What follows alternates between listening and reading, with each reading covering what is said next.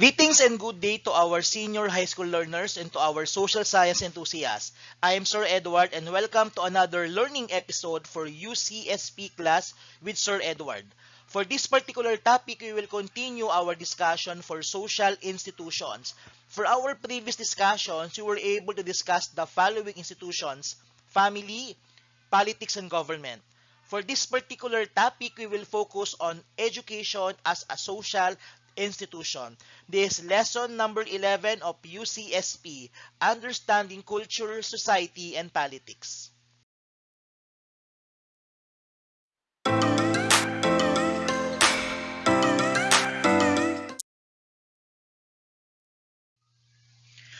Today's topic is an important topic for our subject UCSP. For today's topic, we will discuss the function, dynamics, and importance of education as a social institution.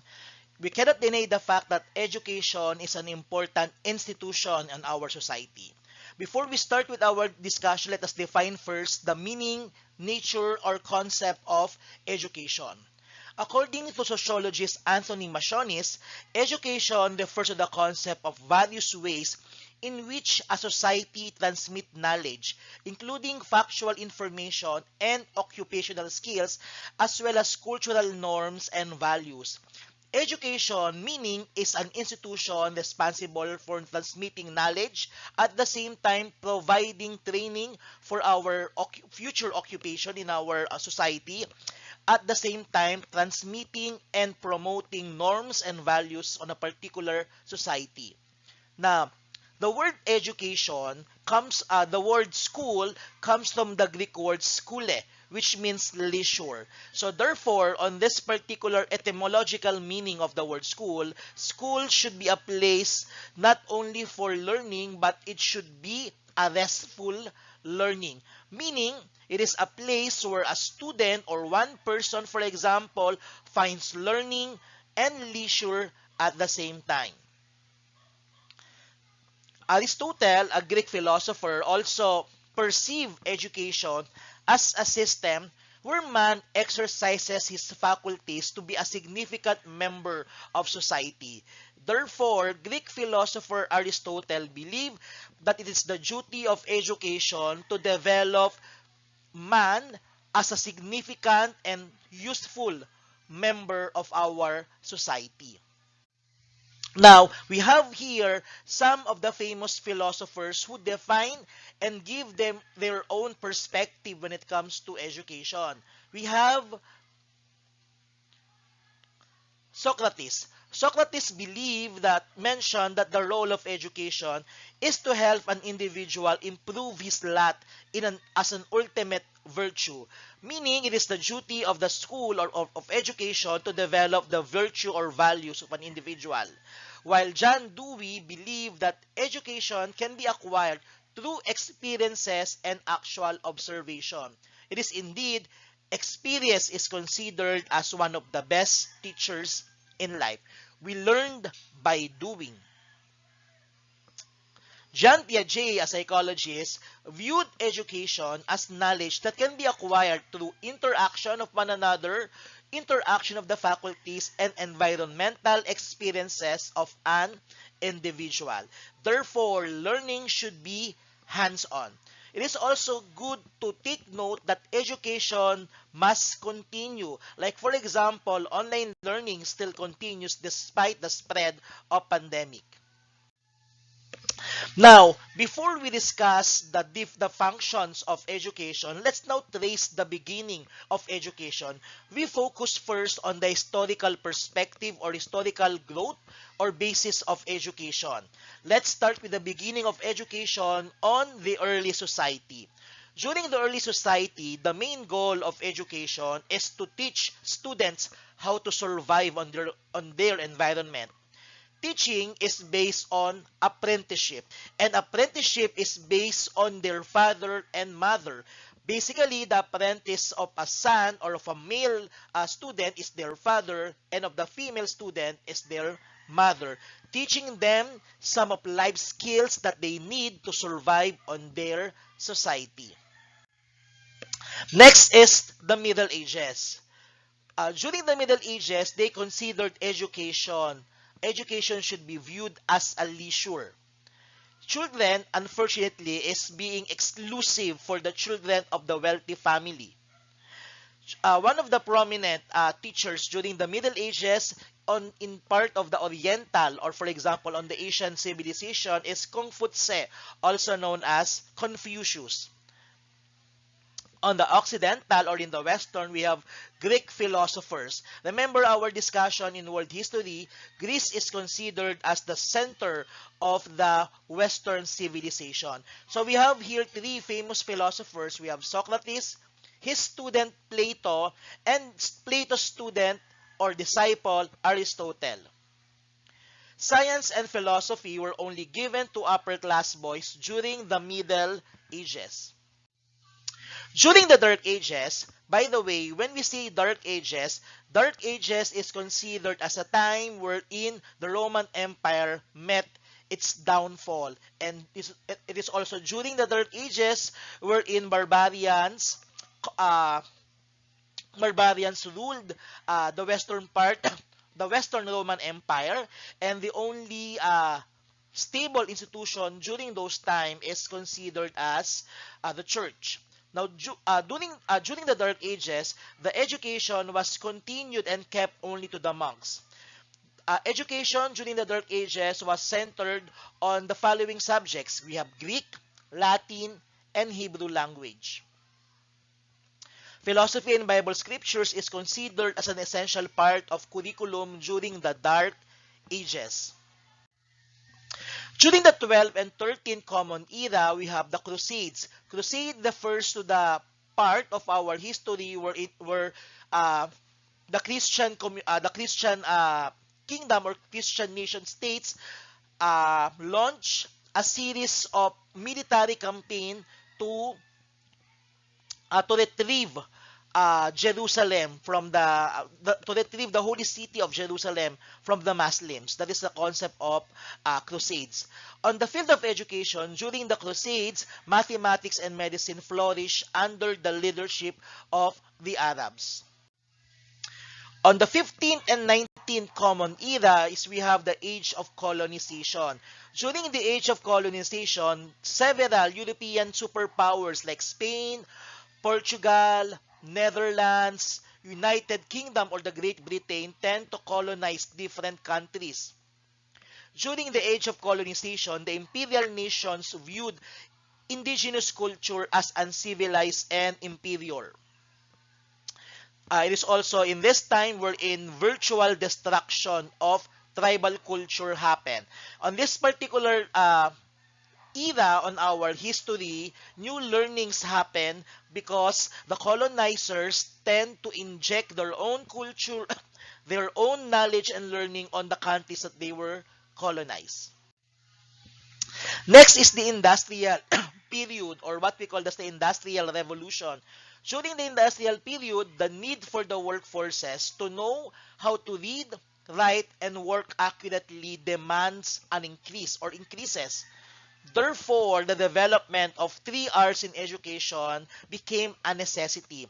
3 R's refers to the following basic skills that each student should master. That is, writing, reading, and arithmetic, also known as the 3 R's. On our country, on the context of our history, during the Philippine Spanish period, the priors established the parochial. That's the reason why we have several parochial schools in our country being led and managed by our priors. Schools were also linked with churches to teach catechism to the natives.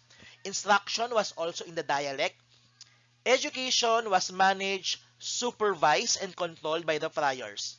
Education in the country was not uniform simply because those who cannot afford education were not privileged enough to continue and pursue their education.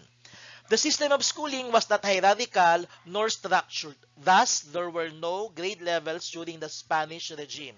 We should also remember that during the Spanish regime, it is only the privileged one or the ilustrados like Dr. Jose Rizal, We have the one Luna, for example, or Graciano Lopez Saina, who were privileged enough to study even abroad, especially if they came from an illustrious or rich or wealthy family.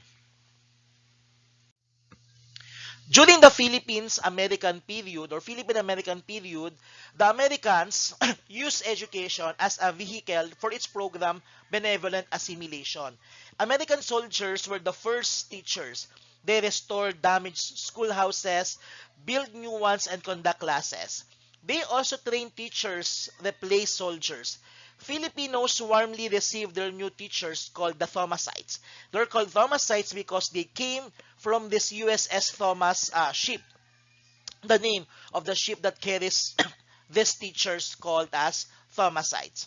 American teachers also infused their students the spirit of democracy and progress as well as fair play. During the American occupation also, public school system was established. Let's now proceed with the functions of education. For functions of education, we will discuss on three perspectives: the functionalist perspective, conflict perspective, and the symbolic interactionism perspective. Let's start on our first perspective, and that is the functionalist perspective. Now, we were able to discuss functionalist, conflict perspective, and symbolic interactionist perspective on our previous discussion. For our topic for today, we would give focus on the functionalist, conflict, and symbolic interactionist perspective on the field of education. Let's focus on the functionalist perspective of education. Education performs a number of important services that contribute to the operation and maintenance of society. Based on our previous discussion, functionalist perspective can be divided into two types of function. We have what we call as the manifest and the latent function. When we say manifest, it refers to intended or obvious function.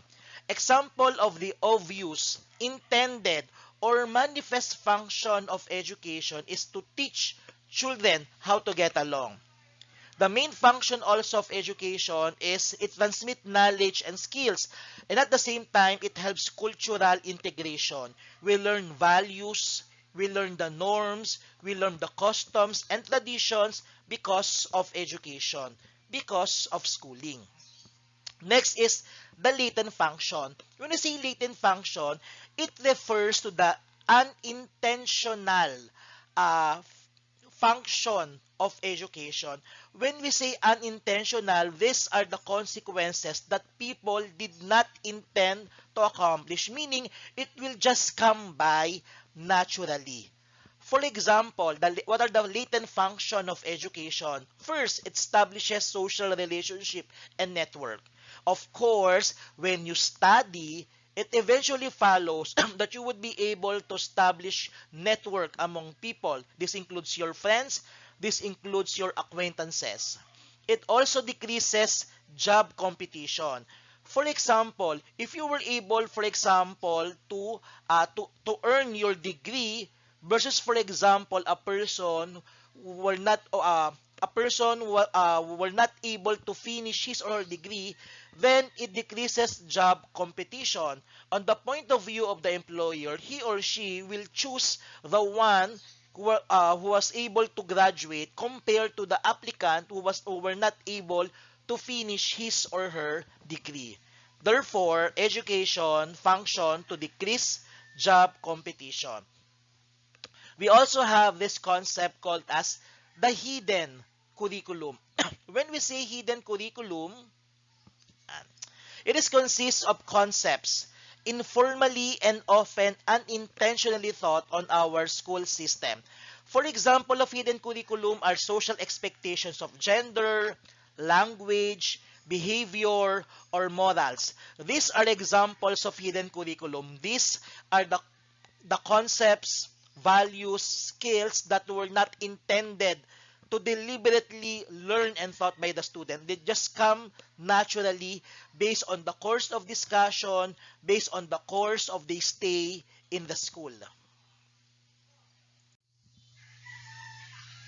For functionalist perspective, we have four main concept or main ideas for the functionalist perspective. Let's start with social integration. For social integration, schools help to forge a mass of people into a unified whole. They learn how to integrate themselves in the society, meaning it is the role or duty of the school to prepare the student or to prepare the person how to be a worthy or how to be a useful or significant member of the society. School also function as a socialization agent.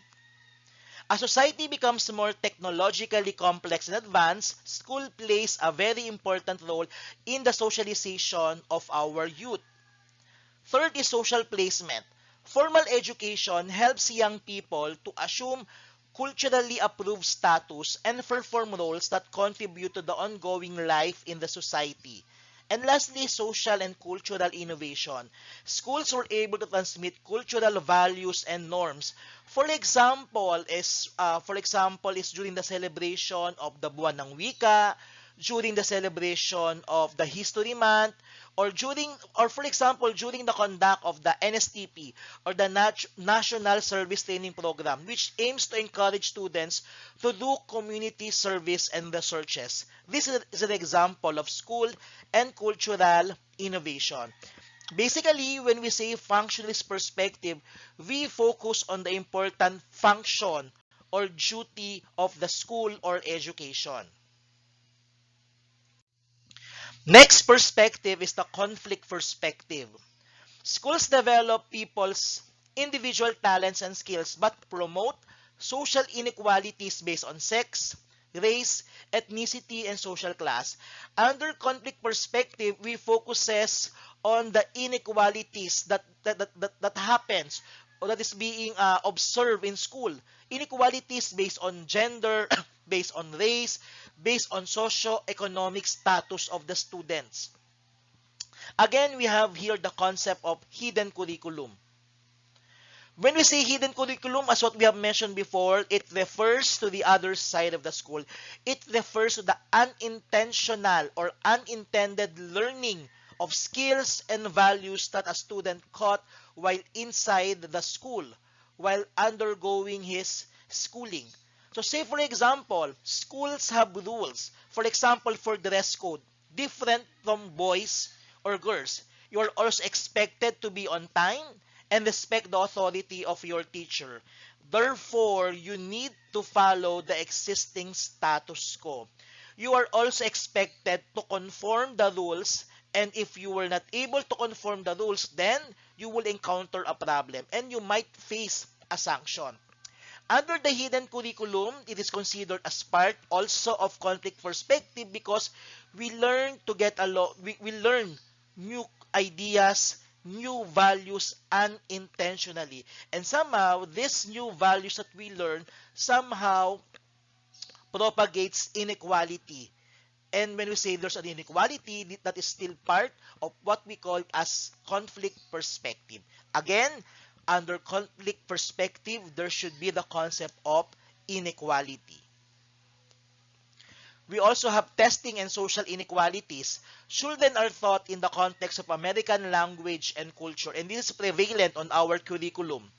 Students with low IQ tests are sent to less demanding courses, which lead them to low-paying jobs in their adult life. So, say for example, we have screening, we have quota courses, and that leads, for example, for the student who were not able to acquire a higher IQ test or a higher percentile on the entrance exam to pursue the course that he or she wants in the future. We also have the concept of credential society. Under credential society, a society that requires a person to have a particular diploma or degree as a condition for employment. Somehow, the credential society, as what we have mentioned before, promotes or it encourages a decrease on job competition. As what I have mentioned before, an employer would choose a person with more credentials compared with an employee or a person who have less credentials upon applying a job or work position. The third perspective is the symbolic interactionism perspective. We have the concept of labeling. Labeling is another form of inequality. Students are being ranked according to how competent and intelligent they become. That's why on some institutions before, or in some school, we have section 1, section 2, section 3, and this is part of what we call as labeling. Good thing some schools observe heterogeneous way of sectioning the student to avoid the concept of labeling. So, like for example, for today, we don't have section 1, section 2. Instead, we're just using, for example, the core values of the school to discourage labeling among the students. We also have ability grouping, diba? It is clustering of people together into classes or track. And this is considered as part of the symbolic interactionism perspective, where they're being classified according to their skills, according to their competency.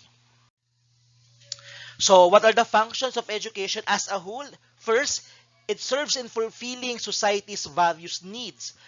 Socialization is the most significant role of education, where children acquire the norms, values, and skills they need to serve the purpose of providing solution to society's problems. Education is also the main vehicle for learning. Education functions in society as a means of social integration because people contribute to a shared set of beliefs and values. Education serves as a social placement. It means that education equips children with the necessary knowledge, skills, values, and attitude for their future position in life. Next is the importance of education. As what we have mentioned before, we cannot deny that education is important in our lives. For example, education is important because education promotes socialization. We learn our roles, we learn our responsibility, we learn how to interact one another because of schooling, because of education. We met our friends because of our stay inside the school. Second importance is it facilitates social interactions. It facilitates interaction among fellow students, even among your teachers. Third, it preserves the socio-cultural heritage. That's the reason why we celebrate the Buwan ng Wika, the Buwan ng Kasaysayan, the United Nations, Nutrition Month, and so forth, because the main duty of education is to preserve our norms, our values, our heritage. Fourth, education also serves as a preparation for the student's chosen path. Whether you choose, for example, the strand of STEM, or for example, the Tech Voc track, or even UMS, or ABM, that strand or the education as an institution prepare you on your chosen path for the future. And lastly, education strengthens equality. Remember that education is considered as the great equalizer. It is a must that despite our difficulties or struggle that we need to finish our education, because education is the great equalizer. If you are a degree holder, for example, if you were able to finish your education, that gives you a leverage, that gives you a secure slot for you to earn a more decent job in the future. Now, let's proceed now with the types of education. In our country, we have three types of education. We have formal, non-formal, and we have the informal education. Let's define the formal and non-formal education. When we say formal education is guided by a systematic, organized, educational model structured and administered based on a given set of laws, rules, norms, which offers a rigid curriculum that contains objectives, content, and methodology. Simply say, when we say formal education, it refers to formal schooling. What is happening right now is considered as a formal education. Diba? You have your specific schedule of synchronous and asynchronous class for your subjects. And even during the height of the face-to-face classes before pandemic, diba? When you attend your classes, when you have your schooling during the face-to-face days, it is considered as a formal education. When we say non-formal education, it does not require student attendance. It also decreases in the contact between student and teacher, and most of the time, activities take place outside an institution. Process of learning is not rigid.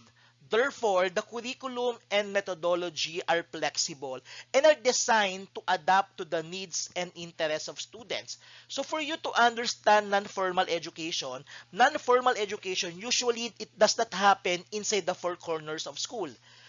Example of non-formal education is attending, for example, training, for example, attaining literacy program, attaining, for example, technical development workshop or program, or, for example, swimming lesson.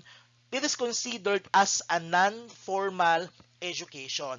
Example, for example, your barangay, for example, conduct uh, a baking lesson for you to learn how to bake, for example, ube cheese pandesal. That learning took place outside the four corners of school.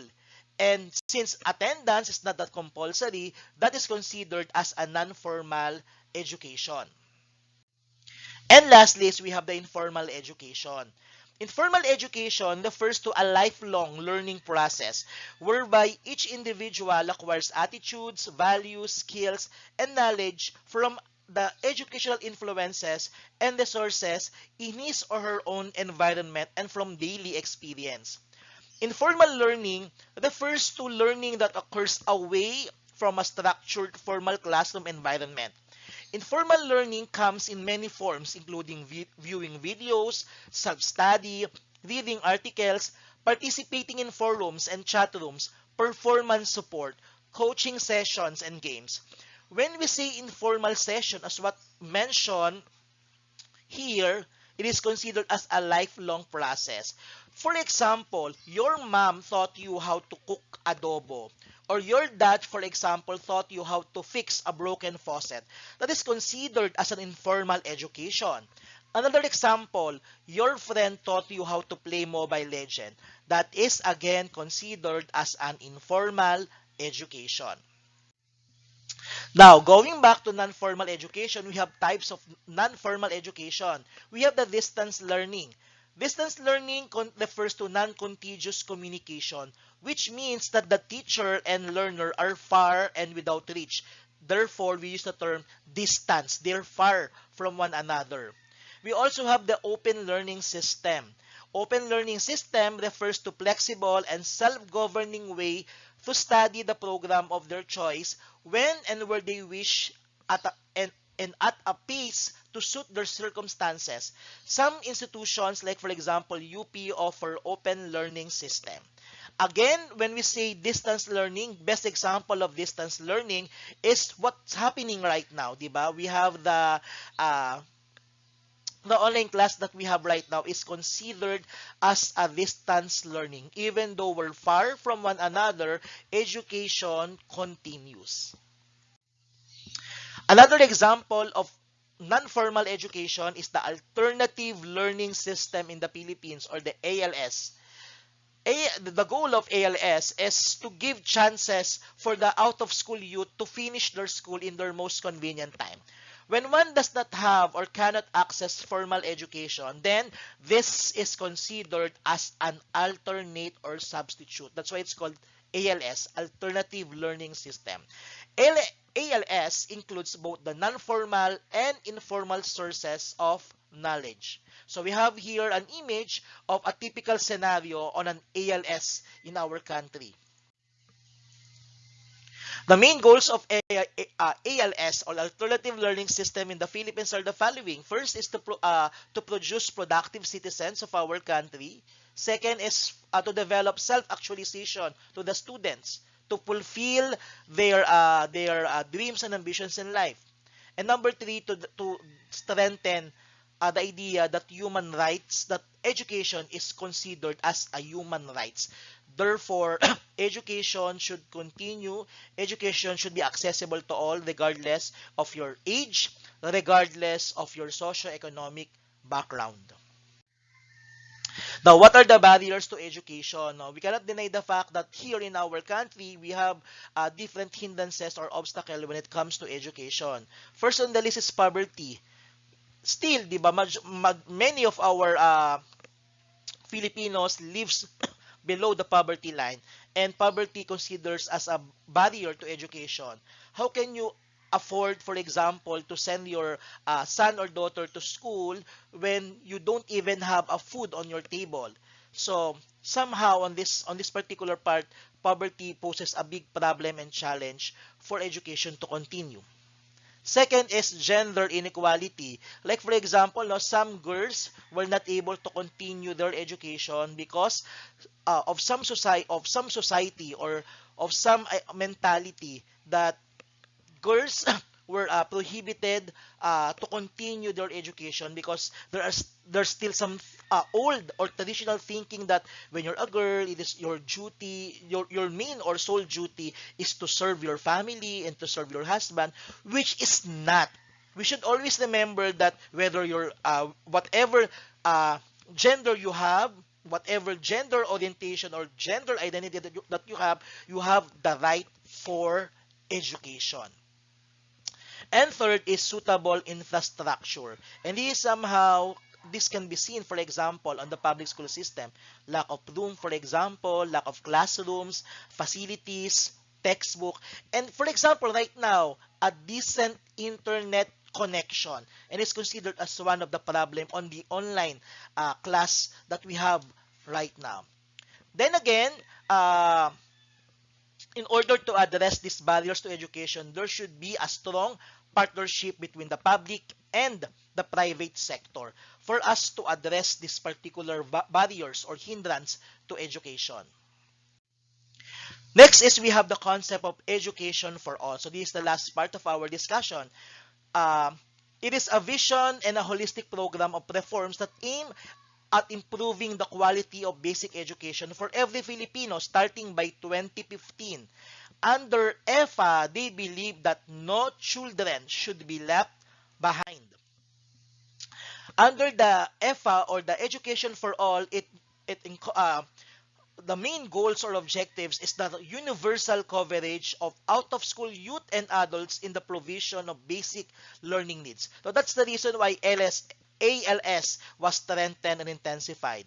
Universal school participation and elimination of dropouts and repetition in the first three grades, the primary, grade 1, grade 2, and grade 3. And we also have the universal completion of full cycle of basic education schooling with satisfactory achievement levels by all at every grade or year. Number 4 is total community commitment to attainment of basic education competencies for all. That's why, for example, as what we have mentioned over and over, education must continue. That's why one of the mandate of the DepEd is sulong edukalidad. We aim to push for a quality education despite these trying times. That's the reason why some of teachers, di ba, continue to provide lesson, like for example, this video lesson, so that education will continue despite the health crisis that we're facing. Okay, so that ends our topic for today. I hope that you learned something from today, and I hope that you understand the impact and importance of education as a social institution. Again, if you find this particular lesson insightful, you learn something from our topic, please like this video and please subscribe to our YouTube channel. Again, this is Sir Edward Noda for UCSP class with Sir Edward. Please stay safe and healthy, be productive till next lesson. Have a great day and stay productive. Goodbye.